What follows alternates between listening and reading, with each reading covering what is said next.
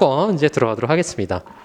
아까 전에 우리 근로권에 대해서 했고요. 근로 3권에 대해서 이제 배울 때, 근로 3권이라는 것은 여러분도 아시겠지만 헌법 33조 1항에서 단결권, 단체 행동권, 단체 교섭권을 갖다가 보통 근로 3권이라고 얘기하죠. 그렇죠? 그래서 여기 보시면은 의의를 먼저 볼게요. 자, 근로 3권이란 근로자들이 근로 조건의 향상을 위해서, 자, 근로 조건의 향상을 위해서 해야 돼요. 근로 조건의 향상.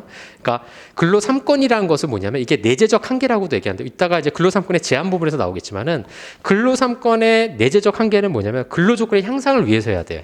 그 행사가.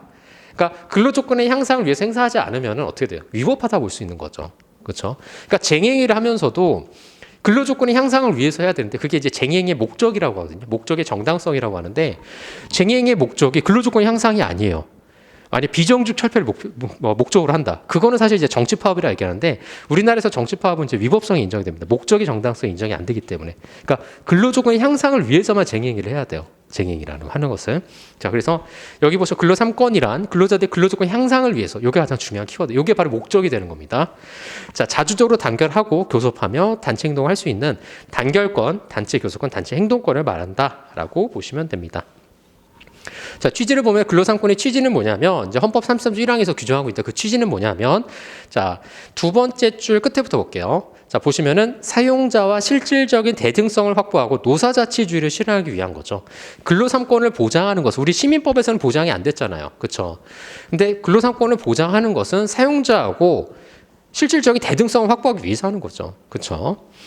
자, 논의 전개를 한번 보시면 될 것 같고, 여기 보시면 뭐 논의 전개 이렇게 돼 있는데, 만약에 이 교재는 이제 단문으로 출제될 경우에는 이런 식으로 쓰라고 제가 만들어 놓은 거예요. 즉 뭐냐면 첫 번째 근로 3권에 대해서 써라라고 하면은 왜냐면 글을 쓰기 때문에 들어가는 부분이 있어야 돼. 도입 부분이 있어야 되잖아요. 보통 이제 서론 또는 서라고 쓰는데, 서에는 보통 의의 취지, 논의의 전개. 논의의 전개라는 건 뭐냐면 내가 앞으로 이 근로 3권의 쟁점이 뭐고 이거에 대해서 집중적으로 쓰겠다라는 내용이 여기 들어가는 거예요. 그다음에 그 밑에 이제 로마자 목차 들어가서 이제 쟁점들이 하나씩 나오는 거죠. 내용이 뭐냐? 근로 3권의 내용이 구체적인 게 첫 번째 뭐가 나와야 되냐면 법적 성격. 그다음에 다음 페이지 넘겨보시면 근로 3권의 주체. 이런 것들이 이제 내용으로 들어가는 거예요. 내용으로. 그래서 제가 다음 주에 시험 볼 때는 이런 식으로 출제를 한다는 거죠. 근로 3권에 대해서 논하라라고 하시면은 여러분들이 의, 취지, 논의의 전개. 그래서 거의 내용까지 쓰면 좋아요. 내용까지 쓰면 좋은데 아마 내용까지는 못 쓰실 거예요, 지금은. 그러니까 기본적으로 목차를 쓰시고, 목차를 쓰면은 근로 3권의 기본적인 목차 내용들이 이런 것들이 있었지. 법적 성격이 있었고, 맞아요. 주체에 관한 내용이 있었고, 이런 것들을 여러분들이 인지하라는 의미에서 시험 보는 거니까 이제 그런 식으로 출제한다라고 보시면 돼요. 그래서 단문 형식으로 출제가 되고요. 이런 식으로 제가 근로 3권에 대해서 논하시오, 아니면은 근로권에 대해서 논하시오, 이런 식으로 출제를 하니까 전혀 부담 가질 필요는 없다. 뭐 보고 쓰셔도 상관없어요. 내가 뭐 지난주에 조금 공부를 많이 못해가지고 공부를 많이 못했다 하시면은 책을 보고 쓰셔도 상관없습니다. 그거 가지고 뭐라 그럴 사람 없으니까. 그래도 쓰는 데 의의가 있습니다. 쓰는 데 의의가 있으니까 그렇게 생각하시면 되고, 근로 3권의 법적 성격을 보시면 이제 자유건설이 있고 생존건설이 있고 혼합건설이 있는데, 혼합건설은 지금 보시는 것 같이 자유권적 성격과 이제 생존권적 측면을 같이 짬뽕한 걸 의미하는 거죠. 그렇죠? 그래서 보시면은 자유권적 성격의 내용을 한번 그냥 보시면 될 것 같고요. 자, 그 다음에 생존건설 한번 보시면 될 것 같습니다. 생존건설 보시면은 생존건설 같은 경우에는 이제 그 대법원 판례 입장이라고 보시면 되는데요. 이 근로 3권을 이제 생존권적 견해로 이제 측면으로 바라보는 견해가 되는 거죠. 말 그대로 하면. 근데 혼합건설은 이제 헌법재판소의 입장이고, 우리나라 이제 대다수 교수님들의 다수설의 입장입니다. 대다수 교수님들은 다 혼합건설의 입장을 택하고 계시는데요. 그러니까 이 근로 3권이라고 하는 것은 자유권적 측면과 생존권적 측면을 같이 가지고 있다라고 주장하고 있어요. 그러니까 다수설이라고 하는 것은 대부분의 우리 대학에서 노동법을 강의하시는 이제 교수님들 견해라고 보시면 됩니다. 견해. 그래서 보시면 판례 입장 한번 볼게요. 자, 대법원의 입장은 일단 아까도 무슨 견해 입장? 생존건설의 입장이라고 그랬죠. 그렇죠? 보시면은 밑에서부터 두 번째 줄 보시면은 거기 중간에 생존권적 기본권이다 이렇게 판시하고 있죠. 그렇죠? 자, 그래서 이 대법원은 근로 3권에 대해서 생존권설을 보고 있고요. 자, 헌법재판소를 보면은 헌법재판소는 좀 갈려요. 이전에는 생존권설의 입장이었는데, 생존권적 측면인데, 지금은 보면 현재는 자유권적 측면과 생존권적 측면을 혼합한 입장입니다. 즉 혼합설의 입장인데요. 자, 보시면은 위에서부터 세 번째 줄 내려오면 중간에 콤마 있죠. 되물어 다음에. 자, 그 옆으로 더 밑줄. 자, 이러한 근로 3권은 사회 보호 기능을 담당하는 자유권 또는 사회권적 성격을 띤 자유권이라고 판시하여 혼합건설의 입장을 택하고 있다라고 보고 있어요. 자, 아까 전에 말씀드렸지만 이거 외우지 않으셔도 돼요. 외우지 않으셔도 됩니다. 자, 보시면 될 것 같고, 그래서 검토는 현재 입장이 호남건설 입장으로 제가 작성을 했으니까 한번 읽어보시면 될 것 같습니다. 근로삼권의 주체를 보시면은 주체는 일단 근로자죠. 그렇죠? 권리행사의 주체, 아까 전에 제가 말씀드린 보유 주체는 국민이지만 권리행사의 주체는 누구라고 했어요? 근로자잖아요. 그렇죠? 그래서 근로자가 먼저 나와야 되겠죠. 자, 근로삼권의 주체, 근로삼권 중에서 근로자가 단결권, 단체 행동권, 단체 교섭권 다 가지고 있나요? 그건 아니에요. 보시면은 근로자 같은 경우에는 단결권만 행사를 하고 있죠. 단체 교섭이라든가 단체 행동은 누가 하죠? 노동조합이 하는 거예요. 노동조합이. 그러니까 근로자 단결체가 하는 거지. 근로자는 단결권만 행사를 합니다. 단결권만. 근데 근로자 밑에 보시면 근로자의 단결체 있죠. 다른 말로 하면 뭐죠? 노동조합이죠. 노동조합은 뭐예요? 다 행사할 수 있죠. 근로삼권을. 그러니까 근로삼권 행사 주체가 될 수 있다는 거예요. 노동조합 같은 경우에는. 그렇죠? 단결권, 단체 행동권, 단체 교섭권 다 행사할 수 있잖아요. 그렇죠? 노동조합은. 그래서 그런 차이가 있다. 근로자와 노동조합의 차이는 그렇게 된다. 그러니까 근로삼권에 대해서 그렇게 보시면 되고. 자, 그다음에 여기 밑에 근로자 관련해서 뭐 여기 밑에 두 번째 줄 서울 여성노조 사건 이게 나오는데 서울 여성노조 사건은 어차피 우리가 뒤에 나올 거예요. 그래서 그때 보시면 되니까 전혀 문제되지 않는다. 자, 두 번째 근로자 단결체 다른 말로 뭐죠? 노동조합. 그렇죠? 노동조합은 근로삼권의 주체가 된다. 그렇죠? 자, 사용자가 근로삼권의 주체가 되나요? 안 되나요? 당연히 안 되죠. 사용자는. 그렇죠? 근로삼권의 주체가 안 된다라고 보시면 되고. 자, 근로삼권의 내용 단결권 단체 행동, 단체 교섭권, 이제 단체 행동권이 나오죠. 그렇죠? 그래서 단결권, 단체 교섭권, 단체 행동권 보시면은 단결권이라고 하는 것은 근로자가 노동조합에 가입하거나 노동조합을 설립할 수 있는 권리를 말해요. 자, 그래서 이거를 뭐 적극적 단결권과 소극적 단결권. 이따가 이제 바로 뒤에가 단결권이 나오는데 단결권에서 쟁점되는 부분이 뭐냐면 미리 말씀드리면 이 소극적 단결권을 인정할 수 있느냐. 여기 보시면은 적극적 단결권은 뭐예요? 노동조합에 가입하고 노동조합에 설립하는 거를 적극적 단결권이라고 해요. 근데 소극적 단결권은 이가 반대적인 거죠. 뭐죠? 노동조합에 가입하지 않을 자유. 이 노동조합에 가입하기 싫어. 그걸 소극적 단결권을 해요. 그럼 이 소극적 단결권을 인정할 수 있느냐? 왜 문제가 되냐면 우리 노조법 81조 제1항 제2호에서 보면은 유니온샵을 인정하고 있어요. 유니온샵이 뭐냐면 노조법 규정을 한번 볼까요? 노조법 이 뒤쪽을 보셔도 되는데 부당노동행위 파트 부분 보시면은 어디 뭐냐면 교재 679페이지 한번 볼게요. 679페이지. 비열계약 또는 환경계약이라고 얘기하는데 거기 두 번째 보시면 비열계약과 부당노동행위라고 되어 있죠. 자, 여기 보시면은 두 번째 줄 보면은 첫 번째 줄 근로자가 어느 노동조합에 가입하지 아니할 것 또는 탈퇴할 것을 고용조건으로 하는 노동조합의 조합원이 될 것을 고용조건으로 하는 행위는 원래 원칙적으로 부당노동행위예요. 그러나 다만이라고 되어 있죠. 자, 거기서부터 보면은 노동조합이 당해 사업장에 종사하는 근로자 3분의 2 이상을 대표하고 있거나 근로자가 그 노동조합의 조합원이 될 것을 고용조건으로 하는 단체 협약이 체결되어 있을 경우에는 예외적으로 가능하다는 거예요. 그게 바로 뭐냐면 유니온샵 조항이에요. 이걸 갖다가 유니온샵 조항을 하는데 그럼 유니온샵 조항을 인정할 수 있느냐? 이거 뭐였죠? 단결을 강제하는 거잖아요. 3분의 2 이상에 가입된 노동조합에 무조건 가입을 해야 된다는 거잖아요. 그게 바로 유니온샵 조항인데 나는 이 조합에 가입하기 싫어요. 그럼 뭐죠? 소극적 단결권을 인정할 수 있느냐? 이게 이제 문제가 되는 거죠. 이게. 그렇죠? 그래서 유니온샵 조항을 규정하고 있는데 그러면 소극적 단결권을 인정할 수 있느냐 아니면 인정할 수 없느냐 이런 것들이 이제 문제가 되는 거죠. 그렇죠? 다시 앞으로 가서 자, 그래서 어차피 뒤에 단결권 나오니까 그때 이제 말씀을 드리고요. 자, 단체 교섭권. 단체 교섭이라 하는 것은 가장 중요한 건 첫 번째 줄. 역시 마찬가지로 근로조건의 향상을 위해서 자주적으로 사용자가 교섭할 수 있는 권리입니다. 그러니까 근로조건 향상이 아니면 사용자가 교섭을 응해야 될 의무가 없는 거죠. 그러니까 예를 들어서 금지적 교섭사항. 단체 교섭의 대상은 크게 세 가지가 있어요. 의무적 교섭사항이 있고 임의적 교섭사항이 있고 금지적 교섭사항인데 의무적 교섭사항이라는 것은 요거죠. 근로조건과 관련된 부분이에요. 그러니까 근로조건과 관련돼 있지 않은 근로조건이 뭐죠? 일반적으로 임금, 근로시간, 휴게, 휴일, 휴가 이런 것들이 근로조건이에요. 그거 이외의 상황에 대해서는 사용자가 교섭에 응해야 될 의무가 없어요. 그러니까 의무적 교섭사항에 대해서는 당연히 응해야 돼요. 그래서 제가 어제 교섭을 들어왔지만 임의적 교섭사항에서 주장을 해요. 그럼 제가 뭐라 그러겠어요? 저는 이제 사측을 대리했었는데 이거 임의적 교섭사항인데 우리가 교섭할 이유가 없다라고 얘기하면 돼요. 예. 그리고 금지적 교섭상 어떤 뭐 특정 종교를 강요하거나 아니면은 법률에 위반되는 내용을 만약 교섭 대상으로 한다든가 이런 것들은 금지적 교섭상이기 때문에 그거와 관련돼서는 위법하다 볼 수가 있는 거죠. 그래서 이 단체 교섭이라고 하는 것은 대상이 적합해야 되는데 그게 바로 근로 조건이 향상해야 된다는 거. 그거 보시면 되고요. 그래서 효과, 내용 이런 것들 보시면 될 것 같습니다. 자, 단체 행동권 보시면은 단체 행동권 다른 말로 뭐 이제 어떻게 보면 이제 쟁의행위와 관련된 부분이죠. 자, 근로자가 근로조건 향상을 위해서 역시 마찬가지로 근로조건 향상을 목적으로 단체 행동권을 행사해야 돼요. 그러니까 근로조건 향상이 아니 아까 전에 정치파업을 목적으로 한다든가 이런 것들은 근로조건이 향상이 아니기 때문에 그런 것들은 위법하다 볼 수가 있는 거죠.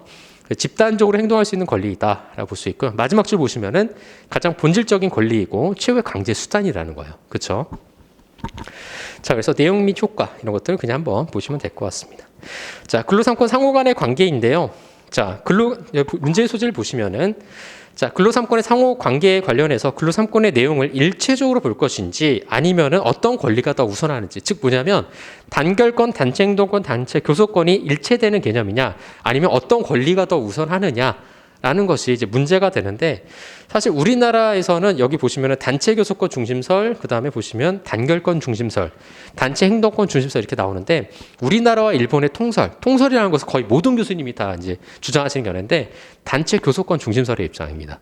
왜냐하면 단체 교섭이 가장 중심적인 권리가 된다라는 거예요. 단체 교섭을 통해서 단체 행동권도 행사할 수 있고 단결권도 행사할 수 있다라고 보고 있습니다. 그래서 가장 중요한 것이 단체 교섭권이다. 그래서 단체 교섭이 중심이 돼야 된다는 권리가 바로 단체 교섭권 중심설이다라고 보시면 돼요. 자, 그래서 보시면은 첫 번째 단체 교섭권 중심설만 볼게요. 근로상권의 궁극적인 목적을 단체협약의 체결로 보아 단체 교섭권을 목적된 권리로 단결권과 단체 행동권을 단체 교섭을 위한 수단적 권리로 파악하는 견해이고요. 자, 그래서 근로자의 단결은 궁극적으로 단체 교섭권을 행사하기 위한 전 단계로 파악을 한다. 라고 해서 밑에 줄 보시면 근로상권 중에 가장 중액적인 권리를 보는 것이 바로 단체 교섭권 중심설입니다. 그래서 그거 보시면 되고 다음 장 넘겨보시면 뭐 단결권 중심설, 그 다음에 단체 행동권 중심설인데 보시는 바와 같이 판례가 없어요. 판례가 없기 때문에 고민하지 말라는 거. 이거 가지고 여러분들 머리 싸매고 하시면 안 됩니다. 제가 아까 뭐라 그랬죠? 이거 가지고 고민하시면은 바로 장수로 갑니다. 장수. 오래 사시고 싶으면 공부하세요. 이렇게 오래 사시고 싶으면 장수하시니까.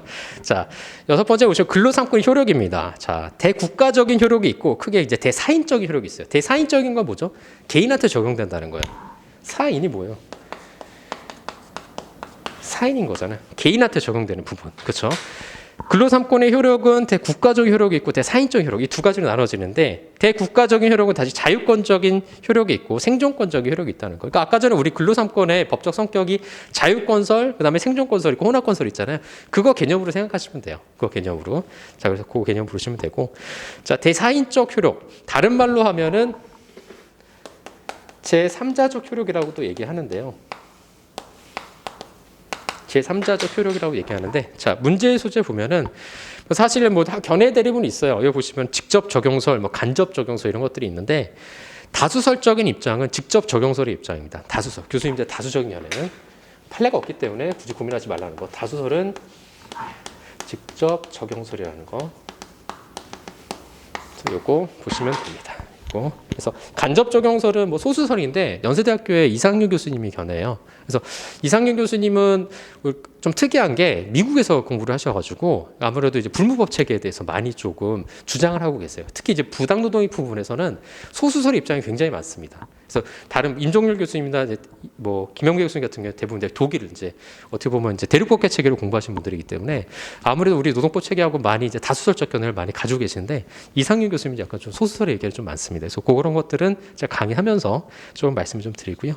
그래서 2차 공부의 묘미는 바로 이제 교수님들이 어떤 견해 취하고 이런 것들도 이제 좀 있는데 어차피 저희 교재 보면은 밑에 제가 다 그 각주를 해놔가지고 어떤 견해 어떤 교수님이 어떤 견해를 취했고 이런 것들 다 적혀 있기 때문에 그런 거 보시면 됩니다. 근데 굳이 이제 답안지 쓰실 때 이상윤 교수님은 이 견해를 택했다 이렇게 쓰시면 실명을 거론하시거나 이러시면 안 됩니다. 예, 이러면서 안 되고요.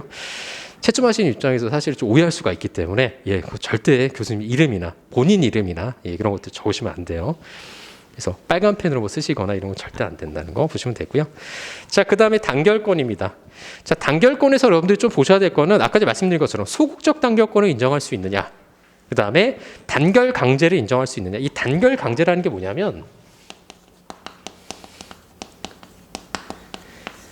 다른 말로 하면 이제 조직 강제라고도 하는데 조합원이 될 것을 강제하는 거예요. 노동조합에 가입을 해서 너 조합원이 돼야 돼라는 걸 강제하는 걸 조합원이 될 것을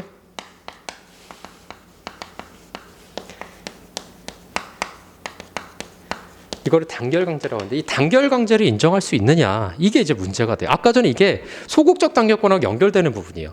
단결하지 자유, 그러니까 단결하지 아니할 자유가 있잖아요. 근데 그걸 인정할 수 있느냐?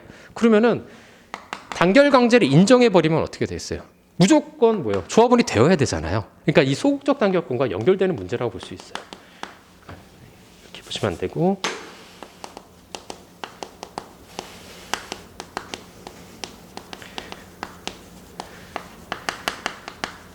이 문제라고 보시면 됩니다. 이 단결강제는 우리가 노동조합 파트에서 또 배워요. 노동조합 파트에서 또 배우는데 기본적으로 아까 유니온샵 얘기했지만은 대표적으로 또 뭐가 있냐면 이제 클로드샵이라는 게 있어요.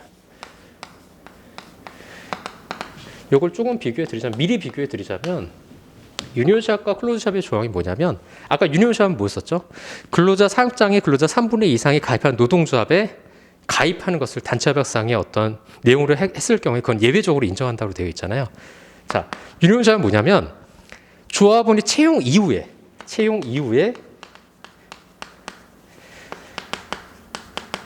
조합원이 될 것을 강제하는 거예요. 단결강제, 유니온샵과 클로즈샵 다 단결강제예요. 근데 이거와 차이는 뭐냐면 채용 이후 사업장에 뭐가 있어요? 3분의 2 이상이 가입한 노동조합이 있을 경우 거기에 가입해야 된다는 거잖아요. 그렇죠? 그래서 채용 이후고 이건 뭐냐면 채용 전 조합원일 것을 강조해요. 즉 뭐죠? 채용하기 전에 이미 조합원이어야 된다는 얘기예요. 채용 전에 이미 조합원이라는 거죠.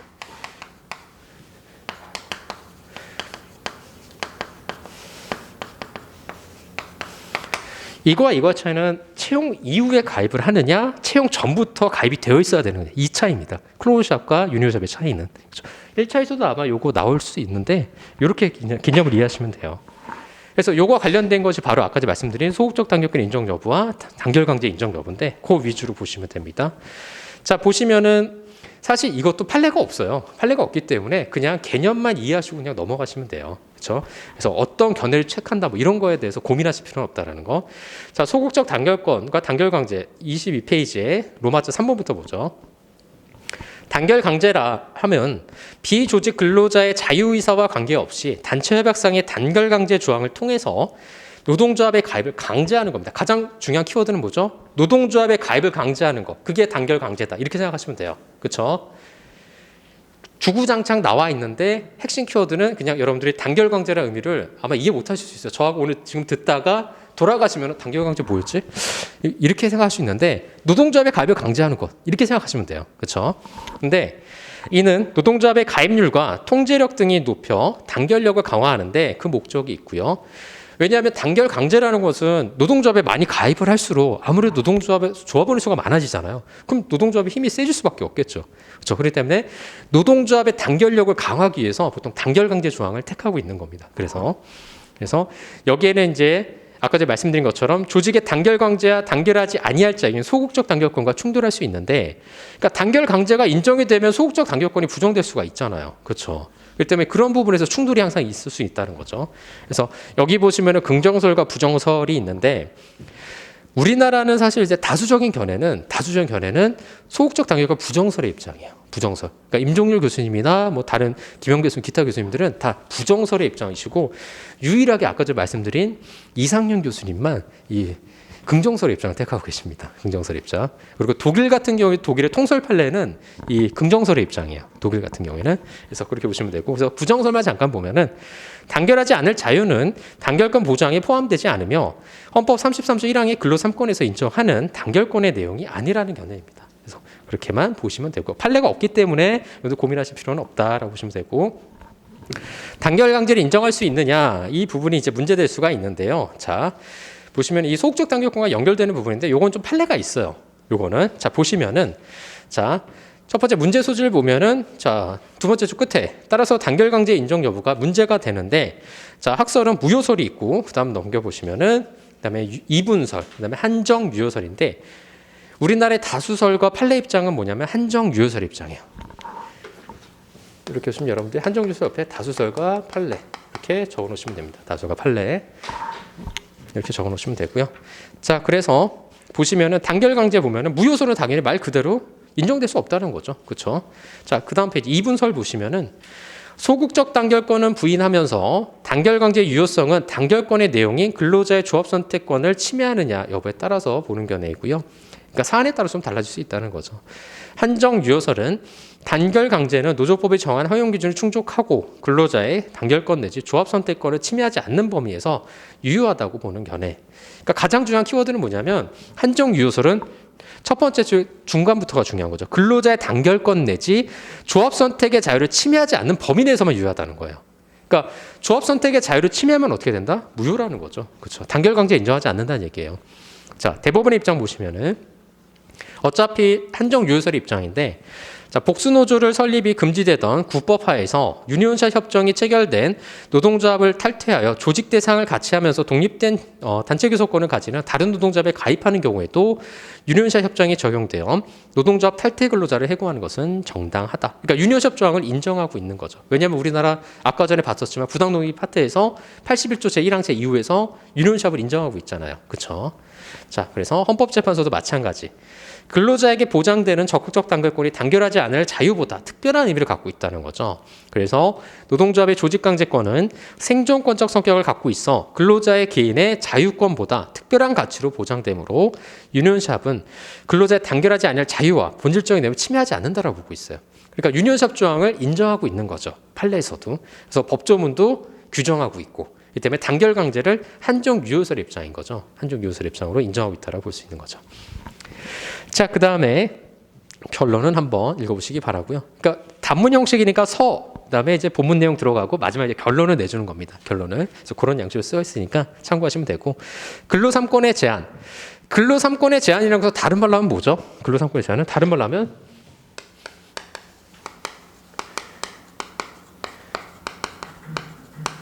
기본권 간의 충돌 문제죠. 그렇죠. 근로 3권의 제한이라고 해서 기본권 간의 충돌 문제예요. 기본권 간의 충돌 문제. 자, 보시면은 근로 3권의 제한의 근거를 한번 보도록 하죠. 두 번째 목차. 근로 3권의 제한의 근거를 보시면은 근로 3권의 내재적 한계. 아까 근로 3권의 내재적 한계가 뭐였었죠? 33조 1항에 보면 근로조건 향상을 위해서죠. 그렇죠. 그게 바로 내재적 한계인 거죠. 근로조건 향상이 아니면 뭐예요? 위법하다는 거예요. 제한이 된다는 거죠. 근로 3권이 제한이 되는 거예요. 그렇죠? 자, 보시면은 자, 근로 3권의 내재적 한계라 하면 근로 3권에 내재되고 있는 본질적인 성격으로 인해서 근로 3권의 행사 범위가 당연히 제한되는 원리다라고 보는 거죠. 그래서 여기서 본질적인 성격은 뭐죠? 근로조건 향상을 위해. 그렇죠? 그게 바로 본질적인 내용인 거죠. 자, 그래서 그 밑에 줄 끝에 보시면은 헌법 33조 1항에서 근로 3권은 근로조건 향상을 위해서 자주적으로 행사될 것을 규정하고 있는데 이는 근로 3권에 내지 않은 본질적인 한계라고 보고 있습니다. 자, 일반적 법률 유보 및 개별적 헌법 유보를 통한 조항인데 일반적으로 헌법 37조 2항의 조항이라고 보시면 돼요. 여기 30조 2항이 나와 있는데 뭐냐면 자, 첫 번째 줄 보시면은 자, 국가의 안전보장, 질서 유지 또는 공공복리를 위해서 필요한 경우에는 법률로서 국민의 자유와 권리를 제한할 수 있도록 규정하고 있는 게 바로 37조 2항이에요. 그러니까 국가의 안전보장이나 공공복리, 질서 유지를 위해서 국민의 기본권을 제한할 수 있다는 거죠. 그 기본권을 제한할 수 있는 근거 규정이 바로 37조 2항이다라고 보시면 되고요. 그다음에 76조 보시면은 긴급 재정 경제 처분 명령과 긴급 명령 이런 것들이 규정되어 있고 비상 계엄과 관련된 국가 긴급검 조항 뭐 이런 것들이 이제 문제가 될 수 있고요. 그리고 여기 뭐 규정되어 있지는 않지만은 계엄법이라는 게 있어요. 우리나라에는 계엄법에 이제 92조의 1항에 보시면 비상계엄이라는 부분이 있는데 만약 비상기업 지역 안에서는 언론이라든가 뭐는 압수수색, 체포 이런 것들에 대해서 특별한 조치를 취할 수가 있어요. 그러니까 계엄하에서는. 그래서 그런 것들은 이제 기본권을 좀 제한하는 부분이죠. 그래서 그런 법들이 이제 일반적인 법률 유보 또는 개별적인 헌법 유보 조항으로 제한될 수 있다는 겁니다. 그렇죠? 여기까지 이해되시죠? 그렇죠? 오케이.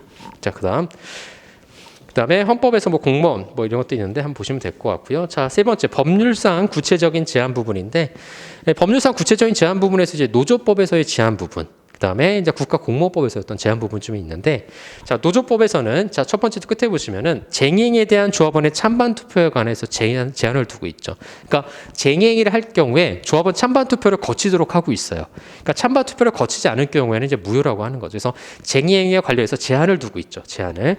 그다음에 폭력 등 파괴 행위를 할 수가 없고요. 쟁행위를 하면서. 그다음에 중재 또는 긴급 조정 시에 쟁행위를 할 수가 없다라는 거. 그러니까 긴급 조정이 들어가면, 우리 조정 파트 아직 안 배웠지만은 긴급 조정이 들어가면 쟁행위가 그 기간 동안에 금지가 됩니다. 그렇기 때문에 문제가 되는 게 뭐냐면 이게 기본권이 충돌 부분이 발생할 수밖에 없죠. 왜냐하면 단체 행동권을 근로자들이 행사하는데 긴급 조정을 해버리면 어떻게 돼요? 멈춰야 되잖아요. 그럼 기본권이 제한받을 수밖에 없는 거죠. 그래서 그런 부분이 발생할 수 있다라는 거. 자, 그 다음에 또한 헌법의 법률 일부 조항에 따라서 방위사업법에 의해서 지정된 주요 방위사업체 종사자들은 자, 전력 용수 주로 방산입자를 생산하는 종사하는 자들은 쟁행위를 할 수 없다는 거예요. 그러니까 근로 3권 중에서 단체 행동권의 제한을 받는다는 거죠.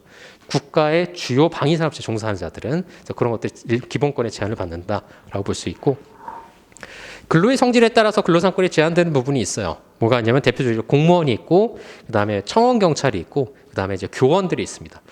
지금 뭐 공무원하고 사실 이제 교원은 최근에 이제 법이 개정이 돼가지고 이제 가입 범위가 좀 바뀌었어요. 예전에는 그러니까 6급 이하 공무원만 이제 그 근로 3권 중에서 근로 2권만 인정이 됐습니다. 즉 뭐냐면 사실상 노무에 종사하는 자들은 근로 3권이 인정되는데 공무원 중에서 6급 이하 공무원들은 보통 이제 단체 행동권은 인정은 안 되고요. 단결권하고 단체 교섭권만 인정이 됐어요. 그러니까 5급 이상 공무원들은 뭐냐면 아예 근로상권 자체가 부정이 됐습니다.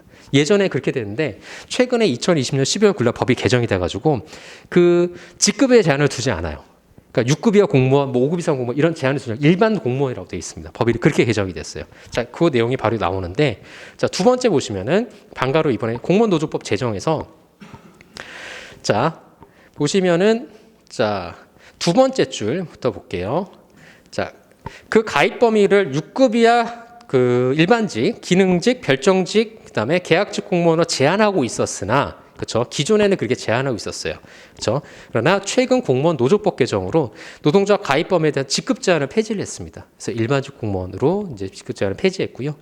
또 노동자 규약으로 퇴직 공무원도 이제 노동조합에 가입할 수 있도록 길이 열어놨어요.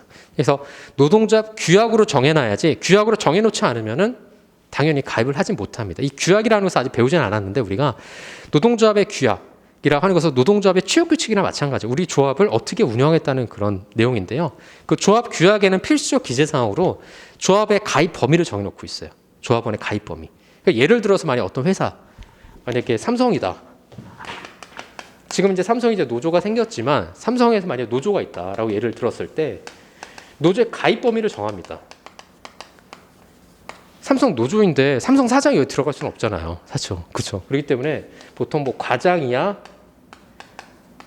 근로자 뭐 이런 식으로 해서 가입 범위를 다 정해놔요. 가입 범위를. 그래서 지금 여기 퇴직 공무원도 마찬가지로 노동조합의 규약이 정해져 있으면은 가입이 가능합니다. 근데 노동조합의 규약으로 만약 정하지 않았으면 가입이 안 되는 거겠죠. 그래서 규약에 이 가입 범위가 들어가 있어야 되는 거죠. 그렇죠? 자, 청원경찰의 단체 행동권 제한 문제. 청원경찰은 이제 아까 전에 말씀드렸지만 이제 특별법 우선의 원칙 할 때 제가 설명을 드렸었죠. 근로기준법이 적용되는 게 아니라 청원경찰법이 적용되는데, 이 청원경찰과 관련해서 자 보시면은 청원경찰법 제5조 사항에서 자 보시면 청원경찰의 복무에 관해서는 국가공무원법 제57조, 58조 제1항, 제60조, 경찰공법 제18조를 균형한다고 해서 근로상권을 제한하고 있어요. 그래서 이 근로상권 제한하는 것이 위헌 아니냐? 라고 이제 헌법재판소에 이제 제소가 됐던 사건이 있는데, 헌법재판소는 어떻게 판단했냐면, 자 보시면은 청원경찰은 특정 경비구역에서 근무하며 그 구역의 경비에 필요한 한정된 권한만을 행사하므로 청원경찰의 업무를 가지는 공공성이나 사회적 파급력은 군인이나 경찰이 그것과는 비교하여 견주기 어려움에도 군인이나 경찰과 마찬가지로 모든 청원경찰의 근로 3권을 획일적으로 제한하고 있는 바, 모든 청원경찰이 근로상권을 전면적으로 제한하는 것은 과잉금지 원칙에 위배되어서 자 이거는 근로상권에 침해된다라고 위헌 판결을 냈던 그런 사건이었습니다. 그래서 그거 참고로 보시면 되고요. 나중에 판례 볼 때 청원경찰하고 제가 특수경비원에 대해서 좀 비교를 해드릴 거예요. 그래서 그 판례가 있거든요. 헌재 판례, 요 판례도 저희가 일기 때 이제 나오는데 물론 헌재 판례는 볼 필요는 없어요. 그러나 근로삼권의 제한 부분에서 중요한 판례이기 때문에 그래서 그런 부분에서 제가 설명은 드릴 겁니다. 그래서 일기 때 요거 관련해서 구체로 배우니까 걱정 안 하셔도 되고요. 자, 교원과 관련해서도 이제 최근에 좀 법이 개정이 됐는데 예전에 이게 개정된 이유가 뭐냐면 예전에 이제 고등교원 있죠. 아니 고등교원이 아니라 이제 고등교원이죠. 그러니까 이 가입 범위가 어떻게 되어 있었냐면 이제 초중등 교원만 가입 범위로 되어 있었어요. 교원 같은 경우는. 그러니까 초중등 교원이라 하는 것은 이제 어떻게 보면은 이제 초등학교라든가 중학교, 고등학교 교원들을 의미하는 거죠. 그러니까 여기 보시면 이제 교원 노동조합과 관련해서는 가입 범위가 법에서는 이게 초중등 교원만을 규정하고 있었는데 그러면 고등교원, 그러니까 대학교 고등교원 같은 경우에는 그러면 이 가입 범위에 들어갈 수 있느냐 이런 것들이 이제 문제가 됐었어요. 그래서 이 대학교 고등교원과 관련해서 이제 소송을 제기했는데 헌법재판소에서는 이걸 갖다가 이제 위헌이다. 이 규정이 위헌이라 판결이 돼가지고 그래서 이제 이번에 개정되면서 대학교 이제 교원들도 이제 가입 범위에 들어갔고요. 또 문제가 되는 거 제가 지금 말씀 안 드린 부분이 또 어떤 교원이 있죠? 우리 초등학교 전에 어디 가죠? 유치원 가잖아요. 그럼 유치원 교원들은 여기 가입 범위에 들어가느냐? 이런 것도 사실 문제가 됐었어요. 왜냐하면 법에서는 뭐라고 돼 있었죠? 초중등 교원이라고 돼 있었지 유치원 교사나 대학 교원들이 들어간다는 규정이 없어요. 그러니까 규정이 없으니까 항상 문제가 되는 거죠. 그러니까 그럼 유치원 교사는 들어가냐? 이거에 관해서 견해들이 엄청 있었어요. 근데 다수결적인 견해는 유치원 교사 들어간다. 교수님들 입장에서는 들어가는데 판례에서도 이번 판례가 아니라 이제 법이 개정되면서 유치원 교사도 아예 명시적으로 들어간다라고 이제 규정을 해놨습니다. 왜냐하면 해석의 논란이 자꾸 있기 때문에 그래서 그런 부분들이 이제 개정이 됐어요. 그런 부분들이 가입 범위가 개정이 됐다. 자, 그래서 보시면은 28페이지 보시면은 교원 노조법의 제정을 보시면은 자, 두 번째 줄 끝에부터 보겠습니다. 교원 노조법에서는 교원은 시도 전국 단위에 한해서 노동조합을 설립하고 자, 가입 범위로 중, 고등 교권뿐만 아니라 유치원 교사도 자, 가입 범위에 포함되지만 대학 교원은 가입 범위에서 이제 포함되지 않았는데 최근 헌법 불합치 결정에 의해서 대학 교원도 가입 범위에 들어간다라고 보시면 됩니다. 헌법 불합치 결정이 뭔지 아세요? 헌법 불합치 결정? 해당 법률이 그러니까 예를 들면 뭐냐면 이 해당 법률이 무효예요. 왜냐하면 헌재에서 이제 제소를 하는 경우에는 이 법률이 위헌이다, 위법하다는 걸 다투는 거잖아요. 그래서 만약에 위헌 판결이 나왔다. 그래서 헌법 불합치 판결이 나왔다고 하는 것은 뭐냐면 해당 법률이 사실상 위헌인데 이거를 갖다 무효화하면 즉시 무효하면 어떻게 됐어요? 사회적인 혼란이 있을 수가 있겠죠. 갑자기 법률이 없어져 버리니까. 그렇기 때문에 새로운 법이 제정될 때까지 유효하게 보는 것을 갖다가 헌법 불합치 판정이라고 얘기해요. 불합치 결정. 그래서 새로운 법이 제정될 때까지 유효하게 보는 무효이긴 하나 사회적 혼란을 피하기 위해서 한시적으로 그 법을 존속시키는 걸 말합니다. 그거를 헌법 불합치 결정이라고 합니다. 그래서 그거 보시면 될 것 같고 자, 그 다음에 네 번째 사업의 성질에 따른 근로상권의 제한 부분. 그래서 주요 방위사업체에 종사하는 근로자의 단체 행동권 제한 부분. 아까 전에 봤던 부분이죠. 그렇죠? 보시면 되고요. 자, 그 다음에 공익사업이나 필수 공익사업에 있어서의 단체 행동권 제한. 공익사업이나 필수 공익사업. 나중에 이제 노조법에서 얘기했지만은 필수 공익사업은 아마 1차 때도 여러분들 앞좌서 외울 때 철수병통 한국은행 이렇게 외울 거예요. 철도, 뭐 수도, 그 다음에 뭐 병원 사업 이런 것들이 이제 그 필수 공익 사업이라 하는데 공익 사업이잖아요. 일반 사업이 아니라 공익 사업이기 때문에 아무래도 제한이 가할 수가 있겠죠. 그렇기 때문에 그런 부분에서 제한이 가해진다라 볼 수 있고, 자 그래서 보시면 공익 사업은 사업의 특성을 고려해서 일반 사업보다 조정 기간이 길게 진행되고요. 이 기간 동안에 쟁행위를 금지하고 필수 공익 사업은 필수 유지 업무를 이제 두고 있어서 쟁행위를 할 수 없도록 하고 있습니다. 이게 이제 단체 행동권을 제한하는 부분이 될 수 있는 거죠. 그래서 국민이 가진 어떻게 보면 이제 근로 3권의 주체인 노동조합의 이제 단체 행동권을 갖다 제한하는 부분이 될 수가 있는 거죠. 그렇죠? 그래서 그런 부분이 있을 수가 있고요. 근로 3권 제한의 한계 부분, 한계 부분 여러분들 한번 보시면 될 것 같습니다. 이 근로 3권이라 하는 것은 보신 바와 같이 절대적인 권리는 아닌 거죠. 그렇죠? 상대적인 권리라고 볼 수 있습니다. 그래서 그런 부분에서 한계가 존재한다라고 보시면 되고요. 결론은 한번 읽어보시면 될 것 같습니다. 그래서 요 총론 파트에서 여러분들이 보셔야 될 거는 아까 말씀드렸지만은 노동 관행 그것만 여러분들이 오늘 완전하게 이해하시면 됩니다. 그거 하나만. 그다음에 거기 관련한 판례 있었죠. 판례 뭐였었죠? 문구 2개. 규범적 사실로 승인되거나 두 번째 뭐였죠? 아무런 이의제기 없이 사실상의 제도로 확립이 되면 노동 관행의 법원성을 인정할 수 있다. 이렇게 정리하시면 되고요. 그 다음에 뭐가 있었었죠? 유리 조건 우선의 원칙. 그렇죠? 유리조건 우선칙이 왜 문제가 되는지 다시 한번 생각해 보면 왜 문제가 되죠? 우리나라 법조문이 없기 때문에 그런 거죠. 그렇죠? 그렇기 때문에 문제가 되고 단체협약과 근로계약, 취업규칙 간의 유리조건 우선칙 인정이 된다 안 된다? 안 된다. 그렇죠? 단체협약의 기준이 절대적인 기준이다라고 여러분들 이해하시면 되죠. 그렇죠? 그래서 그거 보시면 되고 취업규칙과 근로계약 간의 유리조건 우선칙 인정된다 안 된다? 된다. 그렇죠? 그 이유에 대해서는 제가 다 말씀드렸어요. 그래서 가장 중요한 리딩 판례가 최근에 기준으로 나왔던 30회 기준으로 나왔던 문경 레저타운 사건이다. 그렇죠? 그것까지만 여기에서 이해하시면 됩니다. 나머지 부분에서 고민하지 않으셔도 된다고 다시 한번 누누이 말씀드려요. 그냥 이해 못 하셔도 됩니다. 자, 이제 31페이지. 이제 가장 중요한 하이라이트입니다. 하이라이트. 하이라이트니까 저희 끝날 때쯤에 이게 나오는 거죠. 그렇죠? 항상 주인공은 마지막에 이제 나오는 거고요. 자, 노동법상의 권리 의무 주체. 가장 중요한 건 근로기준법 근로자예요. 그렇죠? 왜 중요하다는 건 아까 전에 다 첫 번째 시간에 말씀드렸어요.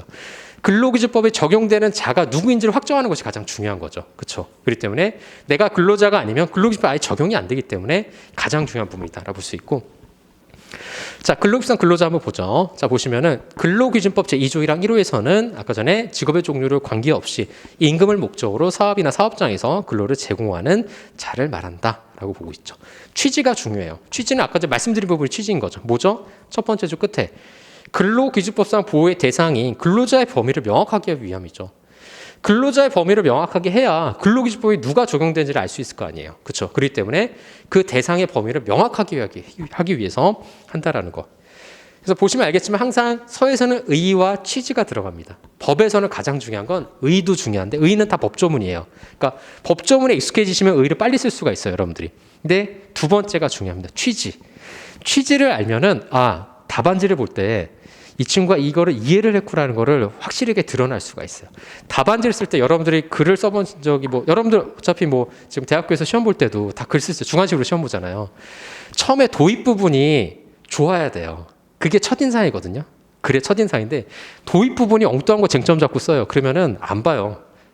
여러분들 답안지 제가 채점할 때도 처음에 이제 쟁점 부분 쓸 때 문제 소재에서 쟁점 이제 뽑아낼 때 엉뚱한 쟁점 뽑으면은 굳이 볼 필요 없어요. 그렇기 때문에 도입 부분에서 가장 임팩트 있게 쓰는 게 중요합니다. 근데 도입 부분 잘 썼는데 엉뚱한 판례 써버리면은 그거 완전히 이제 불합격의 지름길로 이제 가는 거죠. 그렇죠? 그렇기 때문에 하나하나 방심하면 안 된다. 이런 말씀 드리고요. 자, 두 번째 다음 페이지 넘겨보시면 근로기준법상 근로자 개념 이제 중요한 부분인데요. 아까 전에 근로기준법 2조 1항 제1호를 다 분설한 거예요. 자, 보시면은 직업의 종류와 관계없이 자, 보시면 첫 번째 근로기준법상 근로자는 직업의 종류와 관계없이 자, 그 근로의 내용이 육체노동, 정신노동, 사무노동인지를 불문합니다. 그래서 직업의 종류와 관계없고요. 자, 외국인 근로자라 하더라도 근로자잖아요. 그렇죠? 그렇기 때문에 근로기준법이 적용이 돼요. 그다음에 불법 체류 외국인 같은 경우에도 사용 종속 관계로 일을 했으면은 당연히 근로기준법이 적용이 됩니다. 왜냐하면 본인이 일을 했기 때문에 그런 무임금 무노동 원칙에 따라서 일을 했으면 당연히 받는 거잖아요. 그렇죠? 그렇기 때문에 인정이 다 됩니다. 자, 사업 또는 사업장. 요게 바로 어떻게 보면은 노조법상 근로자와 좀 다른 부분이에요. 자, 노조법상 근로자 잠깐 보면은 자, 우리 조문 한번 볼까요? 노조법상 근로자 조문. 자, 노조법에도 근로자에 관한 정의가 나와 있는데요. 노조법 제2조 1호 한번 볼까요? 노조법. 아까 근기법에서는 직업의 종류와 관계없이 사업 또는 사업장에서 근로를 제공하는 사람을 근로자를 하는데 노조법 제2조를 보면 1호 보면은 근로자라 함은 직업의 종류를 불문하고 여기까지 동일해요. 그렇죠? 동일한데 임금, 급료, 기타 이에 준하는 수입에 의해서 생활하는 자라고 돼 있죠. 뭔가 좀 다르죠. 이게 바로 사업 또는 사업장이냐 아니냐의 차이인 거예요. 그렇죠? 사업 또는 사업장이라 하는 것은 사실상이 뭐죠? 인적 종속성이 인정된다는 거예요. 사업장에 재직을 해야지만이 근기법상 근로자를 인정한다는 얘기예요. 그러니까 사업장에 있지 않으면 원칙적으로 뭐죠? 근기법상 근로자가 아닌 거죠. 그렇죠? 자, 그래서 보시면은 자, 두 번째 줄 끝에 사용자에게 현실적으로 고용되어 있는 취업자만이 근로기준법상 근로자에 해당하고요. 자, 그다음에 현실적으로 고용되어 있지 않은 실업자 또는 해고자는 미취업자는 해당하지 않는다고 볼 수 있습니다. 근데 이제 실업자나 해고자들은 이제 노조법상 근로자로 인정될 수는 있어요. 인정될 수 있는데 이제 일단 근기법상 근로자는 아니라는 거죠. 그렇죠? 자, 그래서 세 번째 임금을 목적으로 근로를 제공한다. 가장 중요한 건 임금을 목적으로 해야 돼요. 그 임금이라 하는 것은 뭐냐면 다른 말로 하면 근로에 대한 대가성이 있어야 되는 거죠. 임금이라는 것은 근로에 대한 대가성이 있어야 돼요. 그러니까 근로에 대한 대가성이 없으면은 사실 임금이라고 보기는 어렵죠. 그럼 근로자가 아니라고 볼 수가 있는 거예요. 근로자가 아니라고. 자, 그래서 임금을 목적으로 근로를 제공한다. 여기서 근로를 제공한다는 건 뭐냐면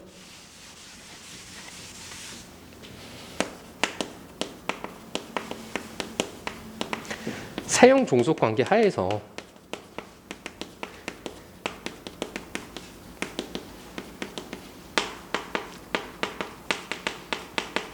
근로를 제공한다는 겁니다. 사용 종속 관계 하에서. 그러니까 사용 종속 관계에서 근로를 제공해야지만 근로의 대가성이 인정되는 거잖아요. 그렇죠? 그렇기 때문에 여기서 근로의 제공이라는 것은 사용 종속 관계 하에서 근로 제공한다는 의미라고 볼 수 있습니다. 자, 보시면 첫 번째 줄 끝에 여기서 임금은 사용자가 근로의 대가로 근로자에게 임금 봉급 그 밖에 어떠한 명칭으로든지 지급하는 일체의 금품을 말한다라고 볼 수 있고요. 자, 그래서 그 밑에 줄 중간에 보시면은 자, 그리고 현재 임금을 받고 있지 아니하더라도 근로계약 관계를 유지하고 있는 무급으로 휴직 중인 자 또는 정직 중인 자, 파업장과 근로자들도 근로기준법이 적용된다. 즉 뭐냐면 만약에 몸이 아파요. 몸이 아파서 저 회사에 저 병가 좀 내겠습니다. 그러니까 어떻게 보면 이제 상병휴직이라고 얘기하죠. 그래서 뭐 병가휴직 뭐 이렇게 얘기하는데 휴직을 한다고 해서 여러분들 이제 1차 때 사회보험법 배우시잖아요. 4대 보험을 해지하지는 않죠. 휴직을 한다고 해가지고. 그래서 근로관계는 유지가 되지만 내가 근로 제공하고 있지 않기 때문에 뭐죠? 임금이 지급이 안 되는 것 뿐이죠. 그래서 근로관계는 유지가 되는 거예요. 그러니까 실질적으로 근로관계가 유지가 안 된다고 하는 것은 4대 보험을 해지하는 거죠. 상실신고하는 거예요. 보통은 이제 취업을 하시고 여러분들 이제 만약에 이직을 하신 경우에 퇴사를 하시는 경우에는 퇴사하는 시점에서 이제 4대 보험 상실신고가 들어갑니다. 여러분들 이제 4대 보험 들었던 거로. 왜냐하면 이제 우리하고 이제 종속 관계가 없기 때문에 다른 사업장으로 가시는 거 아니에요? 그럼 이제 4대 보험을 상실을 해줘야 되겠죠. 그렇죠? 그렇기 때문에 그런 부분에서 유지가 된다고 볼 수 있고. 자, 근로기준법상 근로자의 판단 기준. 자, 가장 중요한 부분입니다. 여러분들이 여기 판례가 여러분들이 아마 노무사업 공부하시면서 내내 외워야 되는 판례 중에 하나 가장 기본이 되는 판례다라고 보시면 되는데요. 자, 근로기준법 근로자를 판단하는 기준은 가장 뭐냐면 사용 종속 관계가 있어야 돼요. 아까 전에 뭐라고 그랬죠? 사용 종속 관계 하에서 근로를 제공해야 된다 그랬죠. 근기법상 판단 기준은 가장 중요한 게 사용 종속 관계인데 이 사용 종속이라고 하는 것은 아까 전에 우리가 첫 번째 노동법에 의해서 배웠었죠. 뭐가 있었었죠? 경제적 종속성이 있고 인적 종속성이 있었죠. 그렇죠? 중요한 거는 근기법은 인적 종속성이라고 얘기했었었죠. 노조법은 경제적 종속성인데 자, 한번 보도록 하죠. 자, 보시면은 그러면 근로기준법 근로자를 판단하는 기준은 어떻게 되느냐? 법에서는 굉장히 추상적으로만 되어 있어요. 구체적으로 나와 있지 않기 때문에 판례로서 그 판단 기준을 정하고 있는데 자, 보시면 두 번째부터 볼게요. 종전 판례의 판단 기준 보시면은 여기서부터 밑줄 긋습니다. 근로기준법상의 근로자에 해당하기 위해서는 그 계약이 민법상의 고용계약이든 또는 도급계약이든 간에 그 계약의 형식에 관계없이 그 실질 뭐냐면 법이라고 하는 것은 뭐냐면 내가 근로자라는 거 입증해야 되면 원칙적으로 뭘 보죠? 근로계약을 체결하고 있는지 여부를 봐요. 근로계약이 있다는 건 뭐예요? 형식적인 부분이에요. 근데 근로계약을 체결하지 않았는데 만약에 근로계약 체결했는데 실질적으로 일을 안 하고 있어요. 그거는 사용종속 관계에서 일을 한다고 볼 수는 없겠죠. 그래서 실질적으로 만약 예를 들어서 내가 도급계약을 체결했어. 도급계약을 체결했는데 알고 보니까 실질적으로는 사용종속 관계에서 일을 해. 그러면 사실 그거는 근로계약이 돼버리는 겁니다. 그래서 법이라고 하는 것을 판단할 때는 여러분들 나중에 이제 이거는 노무사 합격하시고 뭐 해석의 문제일 때 많이 적용되는 부분인데 법을 해석하실 때는 처음에 1차적인 해석 방법은 형식을 가지고 판단을 해요. 형식적으로 근로계약이 있느냐, 임금 받았느냐 이런 부분을 가지고 판단하는데 그럼 가장 중요한 거 실질적으로 그러면 이게 근로의 대가로서 임금을 받았느냐 아니면 사용종속관계 즉 지휘명령 하에서 근로를 제공했느냐 이런 것들을 본다는 거죠.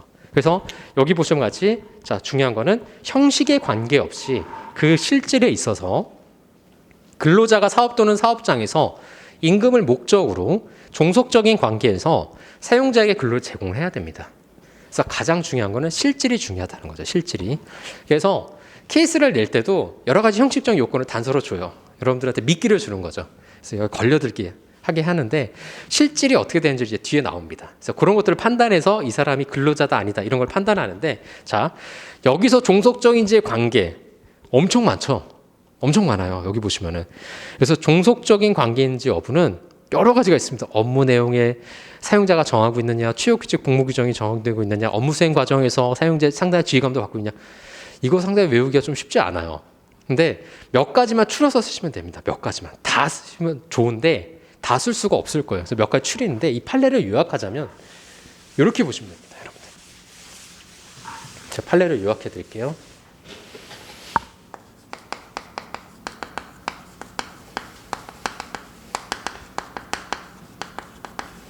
근로기준법상 근로상 판단 요소 첫 번째가 뭐냐면, 자 보시면 여기 첫 번째가 뭐냐, 종속 노동성이에요. 종속적으로 근로를 하느냐, 사용자에 대해서 종속적으로 근로를 하느냐, 이게 종속 노동성이 먼저 인정이 돼야 되고, 두 번째가 뭐냐면 여기 보시는 것 같이 두 번째가 바로 경제적 독립성이 인정되느냐. 이게 경제적 종속성이라고 얘기하는데 경제적 독립성, 이게 인정이 되느냐. 세 번째가 뭐냐면 보수가 근로의 대가냐. 그래서 보수의 근로 대가성, 이게 인정이 되느냐, 이 부분이고, 그 다음에 네 번째 근로관계가 전속적이냐라는 부분에, 전속적이란 뭐냐면 여기 소속되어 있느냐. 그러니까 다른 사업을 못하고 내가 여기에 소속돼서 내가 여기서만 일을 해야 되느냐, 이런 부분인 거죠. 왜냐하면 여기서만 일을 해야지 전속성이 인정이 돼야지 사용종속 관계가 쉽게 인정이 될 수가 있잖아요. 여기저기 이러면은 이게 전속성이 없다고 볼 수 있기 때문에 사실 사용종속 관계에 미친다고 보지는 않아요. 그래서 그런 전속성이 있느냐, 이런 부분들이 보는 거죠. 그래서 근로관계의 계속성과 전속성, 이런 부분들이 이제 문제가 되고요. 그 다음에 다섯 번째는 이제 부차적인 요소가 있습니다. 요 다섯 가지가 바로 요 판례의 내용이에요. 그러니까 요 다섯 가지만 여러분들 이해하시면 되는데 어떤 내용들이 여기 들어가는지를 제가 이제 알려드릴 거예요. 자, 첫 번째 한번 보죠. 자, 첫 번째. 여기다가 이걸 쓰시고 이 판례에다가 그 앞에다가 이렇게 체크를 해주세요. 이렇게 두 번째는 여기 해당되고, 세 번째는 여기 해당되고, 이렇게 쓰시면 돼요. 자, 보시면은 첫 번째 한번 보죠. 업무의 내용을 사용자가 정하고, 이건 뭐예요? 다섯 가지 중에서 종속 노동성이에요. 종속 노동성. 그렇죠? 거기 앞에 위에다가 1이라고 써주시면 돼요. 자, 취업 규칙 또는 복무 규정의 적용을 받으며, 이건 뭐죠? 역시 마찬가지로 뭐예요? 종속 노동이죠. 그렇죠? 1이라고 써주시면 되고, 자, 업무 수행 과정에서 사용자의 상당한 지휘 감독을 받고 있어요. 뭐예요? 종속 노동이잖아요. 그렇죠? 종속 노동 세 가지예요. 종속 노동 세 가지 쓰시면 되고, 세 가지. 그럼 이제 경제적 독립성을 한번 찾아보죠. 자, 뭐가 있을까요? 경제적. 자, 그 밑으로 보시면은 스스로 비품, 원자재나 작업 도구 등을 소유해요. 그러니까 비품, 원자재가 만약 예를 들어서 사용자가 주는 걸 써요. 그러면 종속관계가 인정이 되죠. 근데 내가 들고 들어가요. 그럼 종속적인 관계 인정되면 안 된다는 거예요. 사용자가 준 거 받아 쓰면은 종속성이 인정된다는 거죠. 이게 바로 경제적 독립성이죠. 그렇죠? 자, 두 번째. 제3자를 고용해서 업무를 대행하게 하는 등 독립하여서 자신의 계산으로 사업을 영위할 수 있는지. 만약 예를 들어서 내가 누군가를 또 고용해가지고 사업장에서 이 사람하고 같이 일을 해요. 이 사람한테 월급을 주고. 그러면 사실상은 뭐죠? 이건 독립적으로 운영되는 개념인 거죠. 근로자가 아니라 사용종속성이 희석될 수가 있는 거잖아요. 그렇기 때문에 경제적으로 독립이 되어 있는지 여부. 그게 바로 두 번째가 있는 거죠. 자, 제3자 고용 내에서 업무를 대행하는 등 독립하여서 자신의 계산으로 사업을 영위하는. 그게 바로 이제 경제적 독립성에 관한 부분이죠. 자, 그다음 또 나오네요.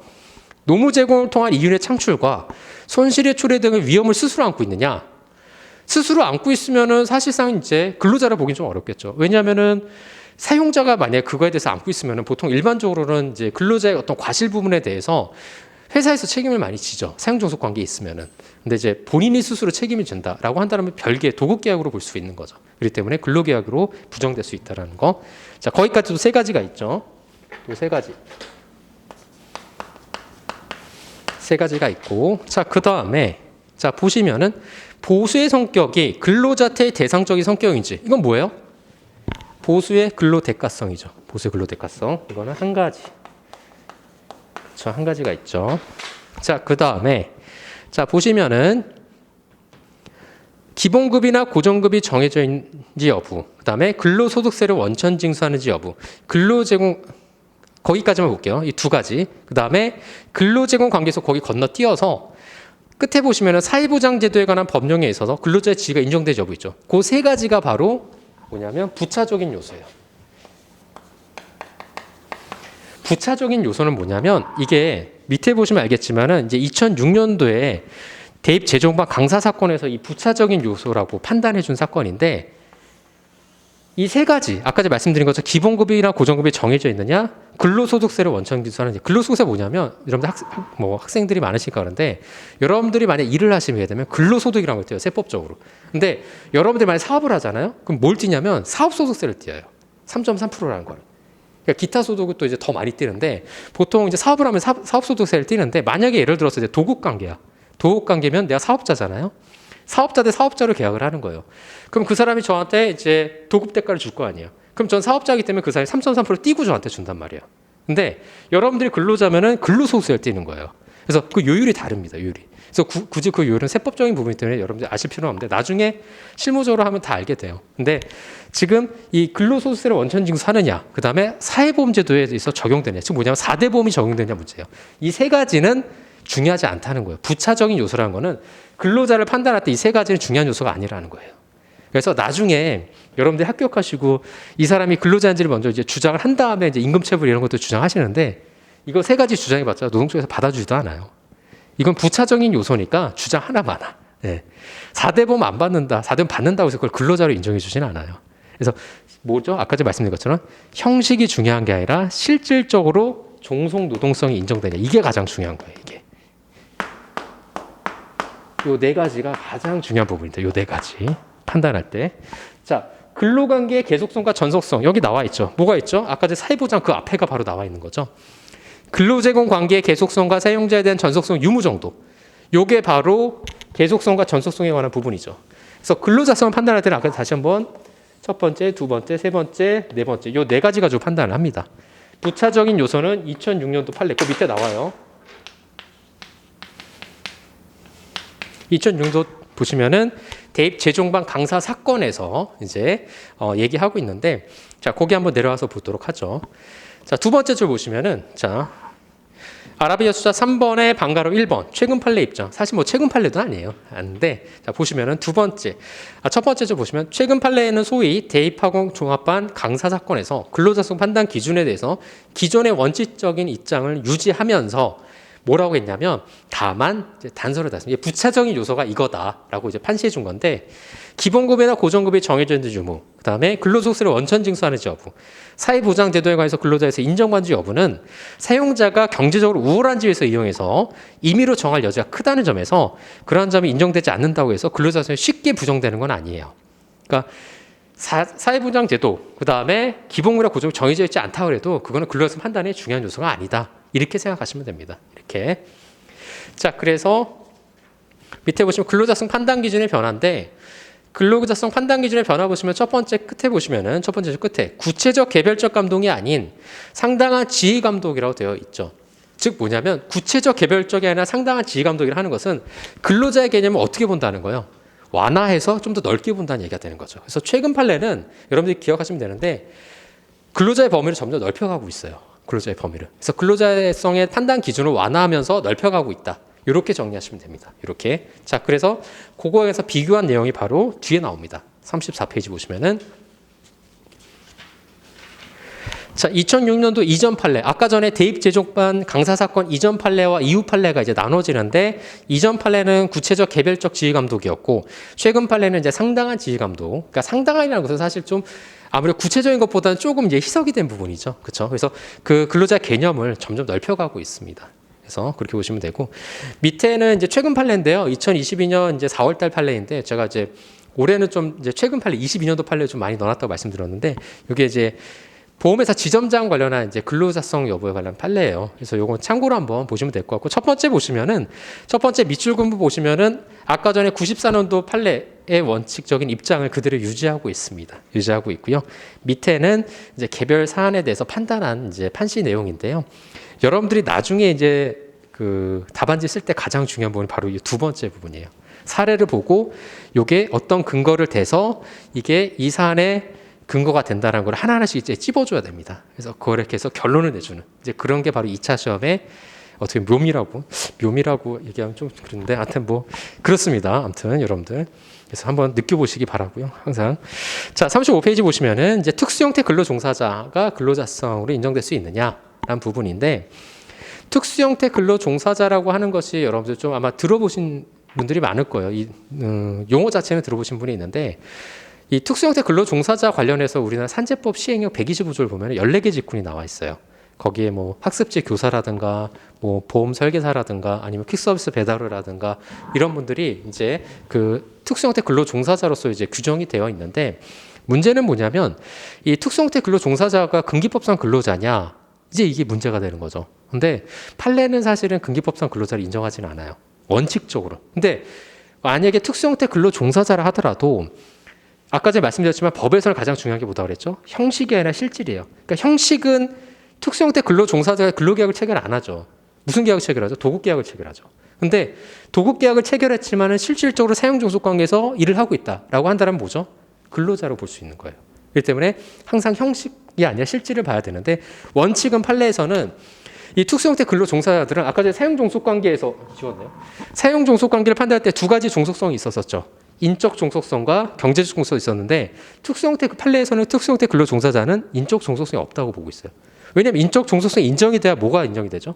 근기법상 근로자로 인정이 되잖아요. 근데 경제적 종속성은 있으나 인적 종속성은 없다라고 일반적으로 판단하고 있어요. 근데 경제적 종속성은 뭐죠? 노조법상 근로자로 인정이 돼요. 그렇죠? 근데 근기법상 근로자로 인정이 안 된다. 자, 우리나라의 이제 특수 형태 근로 종사자 같은 경우에는 지금 작년 기준으로 제가 좀 말씀드리면 한 50만 명 정도 돼요. 50만 명 정도 되고 굉장히 많죠. 근데 최근에 조금 이슈가 됐던 게 2020년 12월 9일 날 이제 법이 개정이 되면서 그 당시에 이제 2020년 12월 달에 이제 제가 강의할 때도 이제 수험생들한테 그때가 이제 문재인 정부였었는데 그때 문재인 정부에서 이제 뭘 추진했었냐면 전국민 고용보험화를 추진했었어요. 아마 들어보셨겠지만은 그래서 전 국민이 모두 고용보험에 가입할 수 있도록 혜택을 부여해야 된다. 근데 이제 보통 실무적으로는 이 4대 보험을 가입 안 하려고 하시는 분들이 많아요. 여러분들 아마 알바하신 분도 알겠지만, 알바 해보신 분도 알겠지만, 알바하면서 4대 보험 가입 잘 안 하잖아요. 그렇죠? 원래 주 15시간 이상 또는 월 60회 이상 근로를 하면은 원래적으로 가입을 해야 되는데, 원래 그렇게 잘 가입을 안 하죠, 사람들이. 왜냐하면 4대 보험료가 아깝다고 생각을 하고, 그렇기 때문에 보통 가입을 안 하는데, 고용보험에 가입하면 무슨 혜택이 있을까요? 무슨 혜택이 있길래 전국민 고용보험화를 추진할까요? 뭔가 혜택이 있으니까 추진하겠죠. 그렇죠? 정부가 바보도 아니고. 그렇죠? 어떤 혜택이 있을까요? 특수 형태 근로 종사자들은 예전에 고용보험에 가입이 안 됐어요. 고용보험에. 그러니까 산재보험은 가입을 할 수는 있어요. 그러니까 그것도 사용자 반, 그다음에 근로자 반 이렇게 납부해서 하는데 보통 산재보험은 여러분들이 나중에 뭐 사회보험 배우면 아시겠지만은 4대 보험 중에서 사용자가 전액 부담해요. 산재보험. 나머지는 각각 반반씩 부담을 하는데 지금 고용보험료율이 지금 최근에 올해가 1.6%거든요. 그래서 근로자 0.8%, 사용자 0.8% 이런 식으로 부담을 해요. 그래서 나머지 4대 보험은 이제 사용자 근로자 반반씩 부담을 하는데 근데 이제 산재보험 같은 경우에는 이제 예전에는 이제 지금도 그렇죠. 사실 이제 그 특수형태 근로 종사자들이 가입을 원하면은 가입을 할 수가 있어요. 가입을. 근데 이제 반은 사용자가 부담하고 이제 반은 본인이 내야 되는데 사용자 입장에서 아깝죠. 내가 부담 안 해도 되는 걸 왜 부담해야 되냐. 이렇게 하니까 가입을 많이 안 하는 거죠. 근데 고용보험에 가입하면 무슨 혜택이 있을까라는 문제가 있을 수가 있잖아요. 고용보험에 가입을 하면 무슨 혜택이 있냐면 일단 우리 앞에서 뵀었지만은 실업급여를 받을 수가 있죠. 실업급여를 받을 수 있고 또 여성 근로자 같은 경우에는 또 뭘 받을 수 있냐면 출산 전후 휴가급여를 받을 수가 있어요. 출산 전후 휴가급여. 그래서 고용보험에 가입이 돼야지만 받을 수 있는 거고요. 가입이 안 되면 그걸 못 받아요. 그래서 이제 그런 부분에서 이제 모성보호 측면에서 보호를 받을 수가 또 있는 거죠. 그래서 그런 부분에서 이제 가입을 추진했는데 지금 뭐 의무화가 됐으니까 지금은 뭐 다행이라고 생각하는데 그런 부분에서 혜택을 많이 못 받았었어요. 왜냐하면 여성 근로자이면 특수형태 근로 종사자인, 그러니까 여성 근로자임에도 특수형태 근로 종사자는 이유만으로 출산 전 휴가에서 그런 어떤 보험 혜택을 못 받는다든가 이런 것들이 굉장히 불합리하다 볼 수가 있는 거죠. 그래서 그런 부분에서는 굉장히 모성보호 취지에서는 굉장히 바람직하다고 좀 볼 수 있는 거죠. 그렇죠? 자, 보시면 이제 특수형태 근로 종사자란 돼 있는데, 자, 정의가 나와 있죠. 계약의 형식에 관계없이 근로자와 유사하게 노무를 제공함에도 근로기준법에 적용이 되지 않는 자라고 되어 있죠. 그렇죠? 그래서 산재법 보험법 시행령 제 125조에서는 보험 설계사 또는 그다음에 우체국 보험의 모집을 전업으로 하는 사람, 그다음에 콘크리트 믹스 트럭을 직접 운전하는 사람, 뭐 학습지 교사, 골프장 캐디, 뭐 골프장 캐디를 뭐 다른 말로 뭐 골프장 경기 보조원이라고 얘기는 합니다. 경기 보조원. 그래서 뭐 퀵서비스 기사, 뭐 택배업자, 대출 모집 이런 분들 14개 직종을 이제 규정하고 있고요.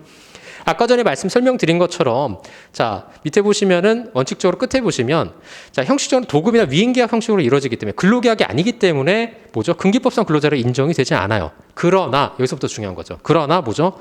실질적으로 고용관계나 근로관계 요소를 가지고 있기 때문에 노무 제공자가 사용종속관계 키워드는 뭐죠? 사용종속관계 하에서 근로 제공하면 뭐예요? 근기법상 근로자로 인정될 수 있다는 거죠. 그렇죠? 그래서 그러면 특수형태 근로종사자가 근기법상 근로자로 인정될 수 있는 판단 요소는 뭐냐라는 것이 문제가 돼요. 그 판단 요소가 바로 밑에 나와 있습니다. 밑에. 자, 보시면은 사업 주체로서 독립성이 있느냐. 그러니까 특수형태 근로종사자가 본인이 사업자로서 독립성이 있느냐가 중요한 거예요. 독립성이 없으면 종속적인 관계에 있으면 뭐죠? 근로자성이 인정되는 거죠. 그렇죠? 자, 보시면은 특수형태 근로종사자가 사업의 독립성 여부는 사용종속 관계 판단의 핵심 요소가 되는 거죠. 그렇기 때문에 중요한 부분이다 볼 수 있고, 두 번째, 위탁 업무의 내용이 어떠냐. 그러니까 위탁 업무의 내용이 종속적으로 일할 수밖에 없는 내용이냐 아니면 독립적으로 일할 수 있는 내용이냐에 따라 달라질 수가 있겠죠. 그래서 그 업무의 내용이 뭐냐라는 게 중요하다고 볼 수 있습니다. 자, 그래서 보시면은 특수형태 근로종사자의 업무가 위탁자 소속 근로자가 수행하는 업무와 동일한지 아니면 위탁계약의 내용이 자주 변경되는 경우 사용종속관계 인정될 수가 있다.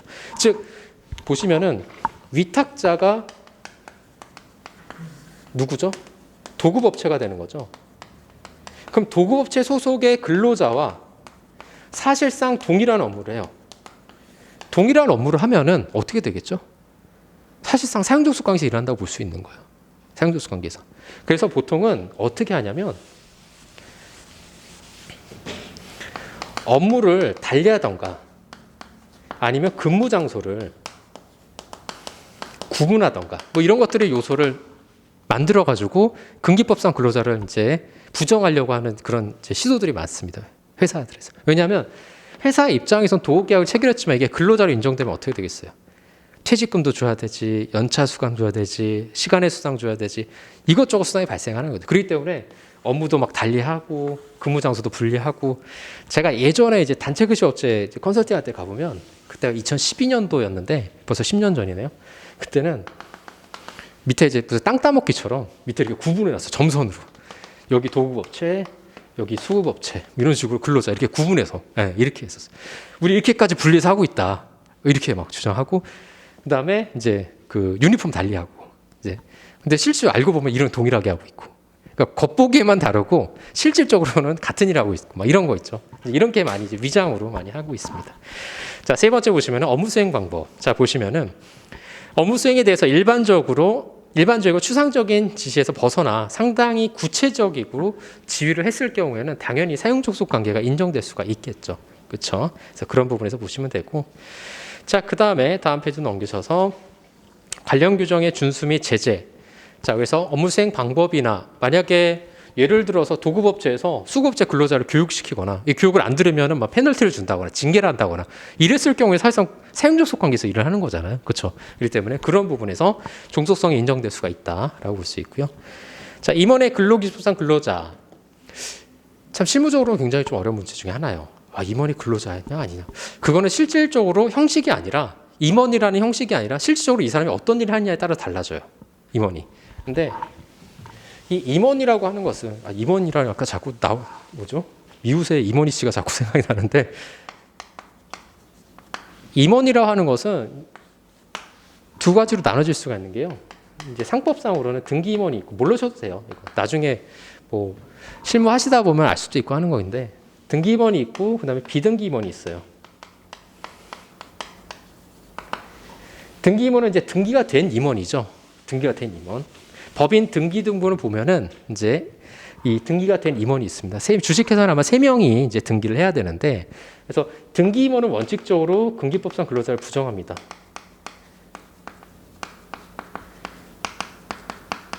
요게 이제 판례의 원칙이에요. 원칙. 비등기 임원은 뭐냐면 등기가 안 된 임원이에요. 여러분들 이제 쉽게 설명드리자면 여러분들 회사에서 뭐 이사, 그다음에 뭐 상무, 뭐 이런 분들이 있죠. 전무. 이런 분들이 이제 비등기, 등기가 되지 않은 임원 이런 분들인데 이런 분들은 근기법상 근로자로 인정이 됩니다. 원칙적으로는. 등기 임원 같은 경우에는 일반적으로 이제 취임을 하거나 아니면은 등기 임원에서 해임되는 경우가 사용자가 결정하는 건 아니고 어디서 결정하냐면 상법상 이제 주주총회에서 보통 결정이 돼요. 정관에서 정한 주주총회에 의해서. 그래서 사실상 이분들은 위임계약을 체결하죠. 위임계약을. 업무 위임계약을 체결하죠. 근로계약을 체결하지는 않습니다. 일반적으로는. 근데 비등기 임원 같은 경우에는 주주총회에서 선임하는 게 아니죠. 그렇죠? 보통 이제 채용 절차에 의해서 채용이 되는데 일반적으로는 작성은 근로계약을 작성을 잘 안 해요. 위임계약 형식으로 작성을 하는데 형식으로 작성이 되는데 만약 예를 들어서 아까 전에 말씀드린 것처럼 사용 종속 관계에서 일을 한다.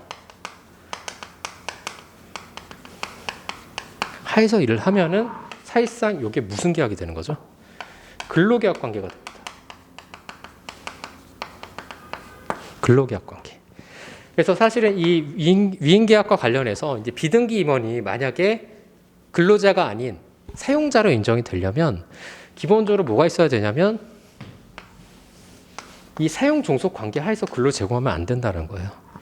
그러니까 예를 들어서 뭐 업무 집행권이 있거나 뭐 정결권이 있거나 정결권이 뭔지는 아세요? 여러분들 아마 뭐 회사 안 다니시는 분들 많으니까 만약에 서류가 있으면 요 끝에 보면은 날이라는 날이 있어요.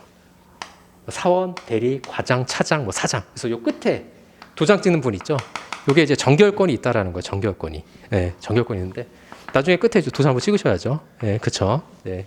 합격하시고 한번 도장 마음껏 찍을 수 있어요. 네, 마음껏 찍을 수 있는데 그래서 이렇게 나중에 정결권이 있는 분, 그러니까 책임 권한이 있는 분들은 아무래도 사용 종속 관계에서 일을 한다라고 볼 수는 없겠죠. 그렇기 때문에 그런 경우에는 뭐죠? 사용자예요, 사용자. 그렇죠. 그렇게 보시면 됩니다. 자, 그래서 판례입장 한번 잠깐 보도록 할게요.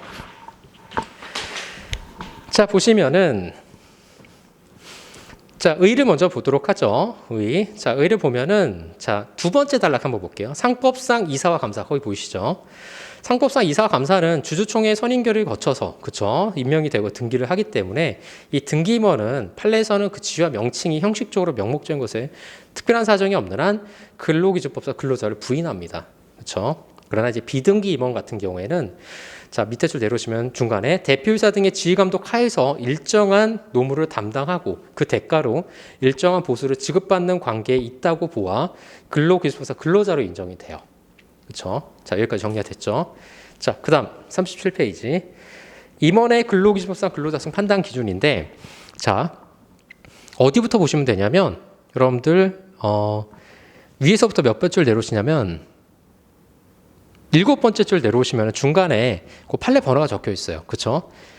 또한 판례는 거기 있죠. 자, 거기서부터 비추겠습니다. 자, 판례는 이사라 하더라도 그 지위나 명칭이 형식적, 명목적인 것에 지나지 않고 실제로 회사의 기관이 아니라 사업주의 지휘 명령에 복종하면서 회사의 업무에 종사하는 그 대가로 보수를 받고 있다면 사용 종속 관계에 인정될 수 있죠. 그렇죠? 그렇기 때문에 그러한 한도 내에서 근로자의 지위에 있다고 볼 수 없으므로 재해보상 또는 퇴직금 청구와 관련해서 근로자서 보호를 받을 수가 있다라고 보고 있습니다. 자, 그래서 정리를 하자면 첫 번째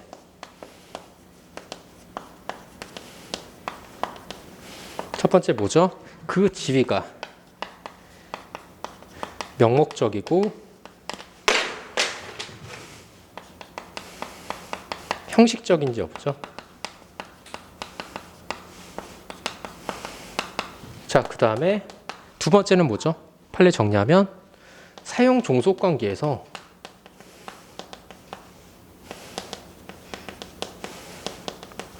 근로를 제공할지 없죠.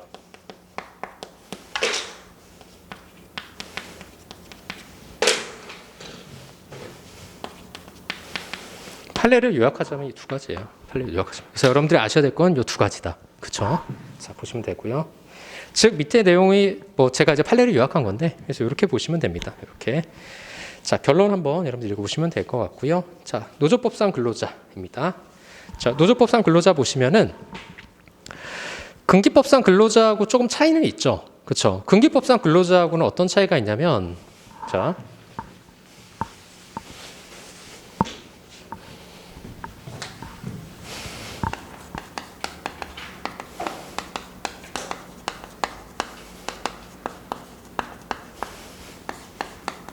첫 번째 어떤 차이가 있었었죠, 우리?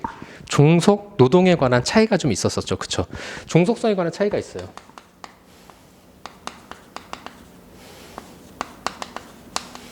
종속성의 성격에 따른 차이가 있는데 아까 근기법은 뭐였었죠? 인적 종속성이었었죠. 자, 노조법은 경제적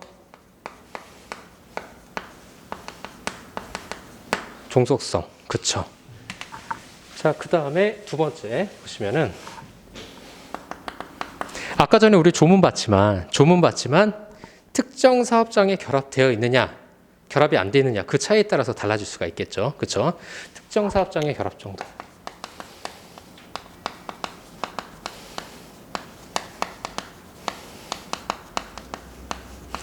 근기법은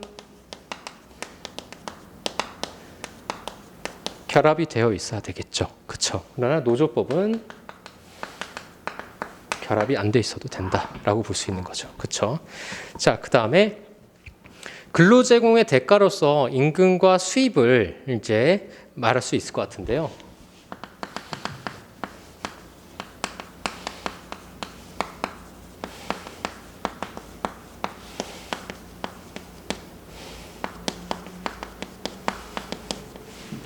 자, 근기법상 근로자는 아까 제가 말씀드렸지만은 근로의 대가성이 인정이 되죠. 이 임금이 근로의 대가성이 인정이 돼요.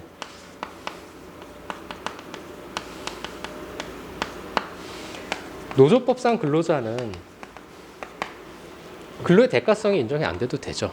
왜 그러냐면 아까 전에 임금, 급료, 기타 그 밖에 금품으로 생활하는 자라고 되어 있기 때문에 이 근로의 대가성이 꼭 인정돼야 되는 건 아닙니다. 그래서 크게 근기법상 근로자, 노조법상 근로자의 차이점은 이 세 가지라고 보시면 돼요. 이 세 가지. 자, 보시면 되고. 자, 그러면 하나하나씩 조금 보도록 하죠. 자, 노조법상 근로자의 개념인데요. 노조법상 근로자 개념에서 근기법상 좀 다른 게 이제 두 번째죠. 뭐 첫 번째는 동일합니다. 뭐 관계없이 불문하고 다 동일한 거니까 보시면 되고. 두 번째, 임금, 급료, 기타 이에 준하는 수입이라 돼 있는데, 자, 보시면은 자, 노조법상 근로자는 임금, 급료, 기타 이에 준하는 수입에 의해서 생활하는 자를 말하는데 여기서 임금은 근로기준한 임금이에요. 원칙적으로는. 그런데 급료, 기타 이에 준하는 수입이란 자, 임금과 비슷한 수입을 의미합니다. 임금과 비슷한 수입. 그래서 타인에게 사용 종속 관계하에서 종속적인 노동은 아니지만 이와 비슷한 노무를 제공하는 등의 대가로 얻은 수입. 그래서 이와 같은 노무를 제공한 대가도 얻은 수입이 대표적인 게 이제 실업급여가 있을 수가 있겠죠. 실업급여도 여기에 해당된다고 볼 수가 있어요. 그렇죠? 자, 그에 의해서 생활하는 자. 자, 그에 의해서 생활하는 자란 기타 급여에 의해서 현실적으로 생활하거나 또는 그에 의해서 생활할 수밖에 없는 자를 의미한다는 것. 우리 아까 전에 근기법상 근로자는 임금을 목적으로 뭐라고 돼 있었죠? 근로를 제공하는 자였었죠. 그렇죠? 그래서 근로를 제공하는 자는 거기서는 뭐였었죠? 사용종속 관계에서 근로를 제공해야 된다고 그랬었죠. 근데 여기서 보시면은 노조법상 근로자는 그에 의해서 생활하는 자. 그래서 계속 보시면 두 번째 줄.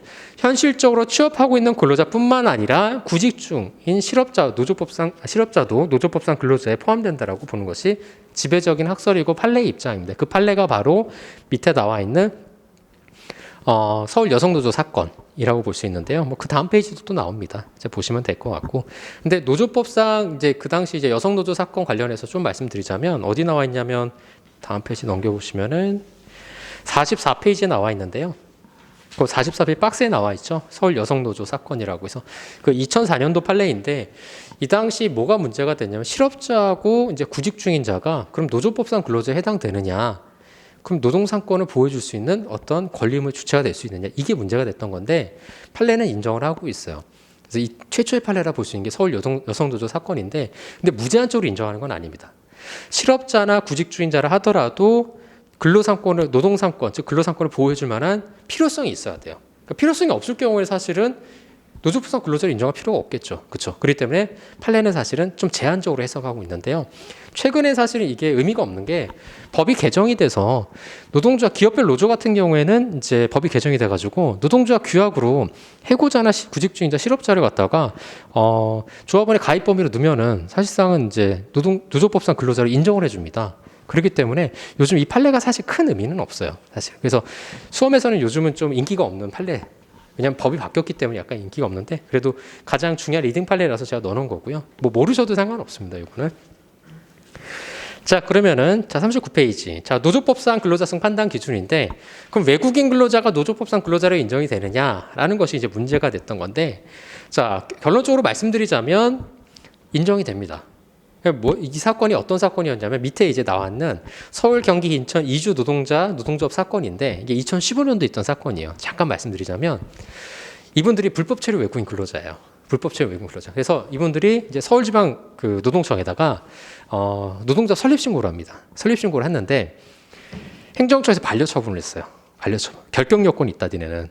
결격 반려 처분했는데 이거와 관련해서 이제 행정소송을 제기한 겁니다. 이분들이 노동조합 행정소송 제기했는데 대법원에서 어떻게 판결 나왔냐 여기 나와 있는 판례 전합 판례인데 불법 체류 외국인 근로자라 하더라도 노동상권을 인정해 줘야 된다라고 판단을 했습니다. 그래서 외국인 근로자라 하더라도 불법 체류 외국인 근로자 하더라도 노조법상 근로자로 인정이 된다라고 본 판례인데요. 자 한번 보시면은. 자, 첫 번째, 타인과 종속적인 관계에서 근로를 제공하고 그 대가로 임금을 받아 생활하는 사람은 노조법상 근로자에 해당하고 노조법상 근로자성이 인정되는 한 그 근로자가 외국인인지 또는 취업 자격 유무와 따라 노조법상 근로자의 범위에 포함되지 않는다고 볼 수는 없습니다. 그래서 불법 체류 외국인 근로자를 하더라도 노조법상 근로자면은 당연히 인정이 될 수가 있겠죠. 자, 두 번째, 특수형태 근로종사자 노조법상 근로자성 여부인데 이게 문제가 됐던 게 이제 골프장 캐디 사건, 즉 골프장 경기보전 사건이었는데 자, 보시면은 노조법상 근로자로 인정이 되느냐 이 부분인데요. 자, 보시면은 이제 문제 소지 두 번째 줄부터 보겠습니다. 중간에 그러나 판례에서는 노조법상 근로자 판단 기준과 근로기준법상 근로자 판단 기준을 동일하게 판단하는 경향이 있었어요. 아까 제가 말씀드린 것처럼 2018년도 이전까지는 노조법상 근로자를 하더라도 뭘 중요한다고 그랬죠? 인적 종속성을 기준으로 판단한다고 그랬죠. 경제적 종속성 기준 판단하지 않고 이걸 더 중시 판단했어요. 노조법상 근로자 판단해도. 그래서 노조법상 근로자나 근기법상 근로자를 다 인적 종속성을 기준으로 판단했다는 거죠. 그래서 그런 문제가 있어요. 왜냐하면 법조문도 다르고 취지도 다른데 왜 동일한 기준으로 판단을 하느냐. 이게 학계 비판이었어요. 그 학계 비판을 제가 다 뒤에다 해놨는데 자 41페이지 보면 학계 비판과 검토 나와 있죠. 그거 보시면 되고요.